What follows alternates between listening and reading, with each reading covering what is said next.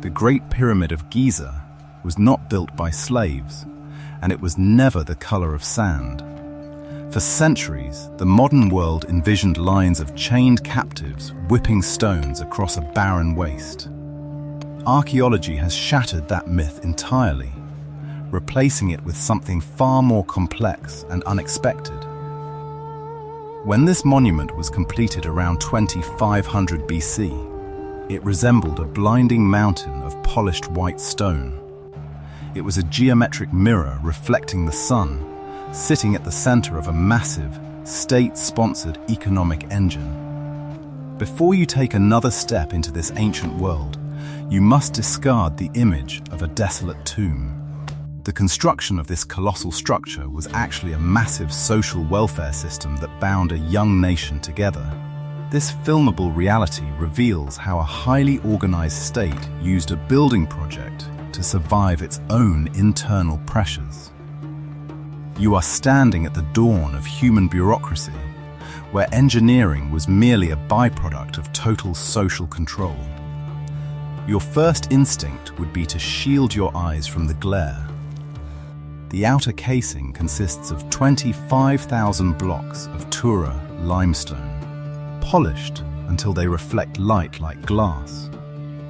At the very peak, a gilded capstone catches the first rays of dawn, sending long golden beams across the valley. The structure does not look old, it looks impossibly advanced. An artificial mountain cutting cleanly into the blue sky. Below this mountain of light, the sounds of a massive industrial city fill the morning air. You would notice the rhythmic thud of wooden mallets meeting heavy copper chisels, echoing from the nearby quarries. Oxen bellow as they strain against thick ropes, dragging sledges across paths slicked with water and fat. Thousands of voices chant in unison to synchronize the heavy pulling, their breath rising like mist in the cool air. A young scribe sits on a low mud brick wall near the harbor, balancing a cedar pallet on his knees. He dips his reed brush into black ink, meticulously recording the weight of incoming grain sacks from the royal estates. The sharp, earthy smell of wet papyrus mixes with the heavy aroma of roasting meat from the bakeries. He does not look up at the pyramid, as it has dominated his entire working life. This vast construction camp is actually a highly organized city of seasonal laborers and elite craftsmen. The permanent core of master builders directs tens of thousands of conscripted citizens working in 3-month shifts. The state secures their loyalty through a luxury unavailable to most ordinary farmers. They are fed a daily ration of prime beef, choice sheep, and thick, nutrient-rich barley beer. What you are standing in right now is the world's first planned company town. The barracks are laid out in a strict grid pattern, separated by paved streets with integrated stone drainage channels. Massive communal kitchens smoke constantly, baking tens of thousands of heavy sourdough loaves every single day. The workforce is divided into competitive teams, with names like the Friends of Khufu painted onto the stones. Standing here, you understand something fundamental about how this civilization actually functioned. The king did not rule through fear alone, but through a massive distribution of state wealth and food. The pyramid was a mechanism to redistribute the agricultural surplus of the Nile Valley during the annual flooding season. When the fields were underwater, the entire country's labor was directed toward this single, blinding point. The logistics required to sustain this system challenge everything we know about ancient management. Moving 2 million stones required a level of bureaucratic precision that tracked every single loaf of bread. If a single convoy from the south was delayed by a day, the entire construction site risked starvation. The true miracle of Giza was not the engineering, but the administrative network that kept it alive. The weight of this entire project rests on a hidden system of water transport. Engineers cut a massive canal network from the Nile, creating a bustling harbor right at the foot of the plateau. Heavy cargo boats from the southern quarries drop anchor here, their decks laden with dark granite blocks. These blocks traveled hundreds of miles downriver, arriving precisely when the builders needed them.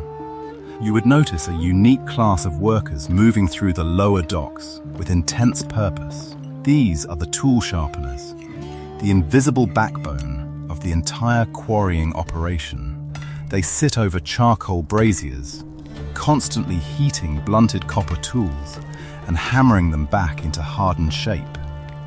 Without their continuous, repetitive labor, the soft metal edges would deform against the stone within minutes. The stone itself demands a terrifying toll from the human bodies, moving it up the ramps. Skeletal remains from the nearby workers' cemetery reveal a community living under extreme physical stress. Almost every male skeleton shows signs of severe osteoarthritis, curved spines, and healed fractures from slipping stones. Yet, these men received advanced medical care, including successful bone settings and even limb amputations. The state took care of these men because filling cosmic duty required a healthy, organized workforce. Before you walk toward the main ramp, look closely at the plaster filling the joints between the blocks. It is a quick-setting gypsum mortar, mixed in thousands of small ceramic pots along the construction tiers. The workers must set each multi-ton stone before the white mortar hardens under the desert sun. The pressure to maintain this pace creates a volatile atmosphere within the lower city. The scribes track everything, including the exact output of every quarry gang and the calories they consume. A worker who falls behind faces a reduction in his family's grain allotment back in their home village. The system is beautiful from a distance, but up close, it is an unrelenting assembly line. As the sun reaches its midday height, the heat radiating from the white limestone becomes oppressive. The blinding reflection makes it nearly impossible to look directly at the upper tiers of the pyramid. Workers wrap wet linen cloths around their heads, their skin coated in white stone dust and sweat. The air is thick with the chalky grit, clogging lungs and stinging eyes across the plateau. Just a few miles away, the capital city of Memphis presents a completely different version of Egypt. This metropolis sits on the edge of the Nile, surrounded by lush, deep green fields of wheat and flax. Palm trees line the broad canals, where painted pleasure boats carry high priests and royal officials between temples.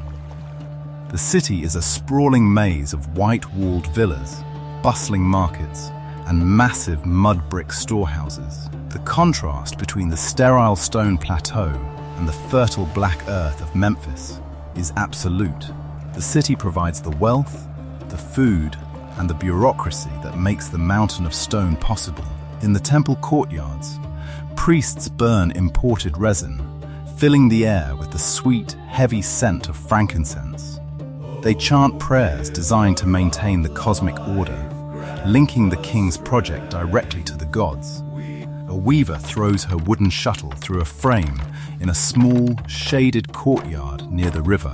She listens to the distant, rhythmic chanting of the pyramid laborers floating across the water meadows. Her hands move with automatic precision, creating the fine linen sheets that will eventually wrap a royal body. She has never seen the king, but his project dictates the price of her thread. The decision in front of you is whether to see this society as a triumph or a prison. The average Egyptian farmer gave up months of his life to move stone for his god-king. If they refused, the entire administrative structure of the state could be brought to bear against them. Yet, the workers took pride in their labor, scratching their names into the stones for eternity. The true danger of the project lay in its capacity to drain the country's physical resources. The sheer volume of wood required to forge copper tools, bake bread, and move sledges was completely unsustainable. Egypt's native timber supplies were rapidly depleted, forcing the king to send expeditions deep into Lebanon for cedar. The pyramid was consuming the landscape, converting ancient forests into a single monument of lime and stone. You don't know this yet, but you are witnessing the absolute peak of Old Kingdom power. This level of total centralization would never be truly duplicated on this scale again. The economic strain of maintaining these royal tombs would slowly erode the authority of future kings. The blinding white monument was a beautiful shell, but it was hollow inside, containing only a small burial chamber. As afternoon fades, long shadows stretch from the Great Pyramid across the harbor of Memphis. The shifting light changes the color of the Tura limestone from brilliant white to a soft, burning gold. The chanting of the workers slows down, their voices turning raspy from a long day of dust. The daily shifts begin their descent from the ramps, leaving the stone mountain to the silent sky. The priests now ascend the lower terraces to perform the evening rituals for the living king.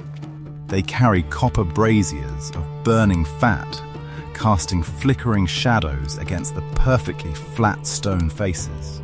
The monument is designed to be an eternal ladder, anchoring the king's spirit to the northern stars. From this height, the vast city below looks like an ephemeral collection of mud and reeds. A child runs along the edge of an irrigation ditch, chasing a dragonfly through the tall papyrus. Behind him, the white mountain glows in the dusk, a permanent fixture of his short horizon. He has never known a world without the white peak cutting the western sky in two. His father is on the ramps, and he will likely follow him there when his limbs grow strong. The silence that follows the end of the working day is heavy and sudden. The absence of the thousands of mallets and chanting voices makes the desert feel vast and empty again. The river continues to flow past Memphis, its dark waters carrying the silt that feeds the entire system. The White Pyramid stands above it all, a monument to a bureaucracy that mastered the human element. What disturbs you most says less about the ancient past than about our own modern world. We look at the mountain of stone and see a wonder, ignoring the administrative machine that ground down human lives to build it. The white limestone has long since been stripped away, revealing the rough, sand-colored core we see today. The geometric perfection was temporary, but the system of control it created shaped the human story forever. Whether this grand alignment of human will and absolute authority was a collective triumph or a systemic tragedy remains an open question. Which perspective weighs heaviest depends on what you believe a civilization should ultimately leave behind. What you look at when you see Giza reveals your own values. These reconstructions continue, one city at a time.